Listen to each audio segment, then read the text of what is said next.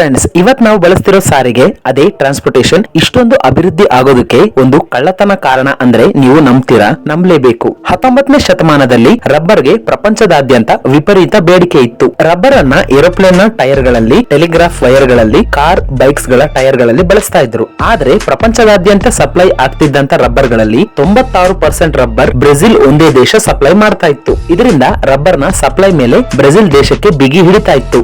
Simple ಆಗಿ ಹೇಳೋದಾದ್ರೆ ರಬ್ಬರ್ಗೋಸ್ಕರ ಪ್ರಪಂಚದ ದೇಶಗಳೆಲ್ಲ ಬ್ರೆಜಿಲ್ ಮುಂದೆ ಮಂಡಿ ಊರ್ತಾ ಇದ್ವು. ಇದರಿಂದ ಬ್ರೆಜಿಲ್ ಇಷ್ಟ ಬಂದಂತೆ ಹೆಚ್ಚಿನ ಬೆಲೆಗೆ ರಬ್ಬರ್ ಅನ್ನ ಮಾರ್ಕೋತಿತ್ತು. ಬ್ರೆಜಿಲ್ ನ ಈ ಮೊನೋಪಲಿಯನ್ನ ತಡೆಗಟ್ಟೋದಕ್ಕೆ ಅವತ್ತಿನ ಬ್ರಿಟಿಷರು ಹೆನ್ರಿ ಅಲೆಕ್ಸಾಂಡರ್ ವಿಕ್ಹ್ಯಾಮ್ ಅನ್ನೋ ವ್ಯಕ್ತಿಗೆ ಬ್ರೆಜಿಲ್ಗೆ ಹೋಗಿ ಅಲ್ಲಿನ ಸರ್ಕಾರಕ್ಕೆ ಗೊತ್ತಾಗದಂಗೆ ರಬ್ಬರ್ ನ ಬೀಜಗಳನ್ನ ತಮಗೆ ಒಪ್ಸೋದಕ್ಕೆ ಹೇಳುತ್ತೆ. ಇದರಿಂದ ಹೆನ್ರಿ ವಿಕ್ಹ್ಯಾಮ್ ಇಲ್ಲಿಗಲ್ ಆಗಿ ಬ್ರೆಜಿಲ್ ನಿಂದ ಸುಮಾರು 70,000 ರಬ್ಬರ್ ಬೀಜಗಳನ್ನ ಬ್ರೆಜಿಲ್ ನಿಂದ ಶಿಪ್ ಮುಖಾಂತರ ಬ್ರಿಟಿಷರಿಗೆ ಒಪ್ಪಿಸ್ತಾನೆ. ಬ್ರಿಟಿಷರು ಈ ಬೀಜಗಳನ್ನ ಮುಂದಿನ 35 ವರ್ಷ ಏಷ್ಯಾದ ಅನೇಕ ದೇಶಗಳಲ್ಲಿ ಪ್ಲಾಂಟೇಶನ್ ಅನ್ನ ಮಾಡ್ತಾರೆ. ನಂತರ ಬ್ರೆಜಿಲ್ ನಲ್ಲಿ ಲೀಫ್ ಬ್ಲೈಟ್ ಅನ್ನೋ ಫಂಗಸ್ ನಿಂದ ಅಲ್ಲಿದ್ದಂತ ಎಲ್ಲಾ ರಬ್ಬರ್ ಮರಗಳು ನಾಶ ಆಗೋಗುತ್ತೆ. ಅದೃಷ್ಟವಶಾತ್ ಇದು ಆಗೋ ಹೊತ್ತಿಗೆ ಬ್ರಿಟಿಷರು ಸುಮಾರು ಎಕರೆಗಟ್ಟಲೆ ರಬ್ಬರ್ ಮರಗಳನ್ನ ಏಷ್ಯಾದ ದೇಶಗಳಲ್ಲಿ ಬೆಳೆಸಿರುತ್ತಾರೆ. ಇದರಿಂದ ಪ್ರಪಂಚಕ್ಕೆ ಯಾವುದೇ ರಬ್ಬರ್ ನ ಕೊರತೆ ಉಂಟಾಗೋದಿಲ್ಲ. ಅವತ್ತು ಆ ಕಳ್ಳತನ ನಡೆದಿರಲಿಲ್ಲ ಅಂದ್ರೆ ಇವತ್ತು ನಮ್ಮ ಪ್ರಪಂಚ ಎಷ್ಟೋ ಹಿಂದೆ ಉಳಿದಿರ್ತಿತ್ತು.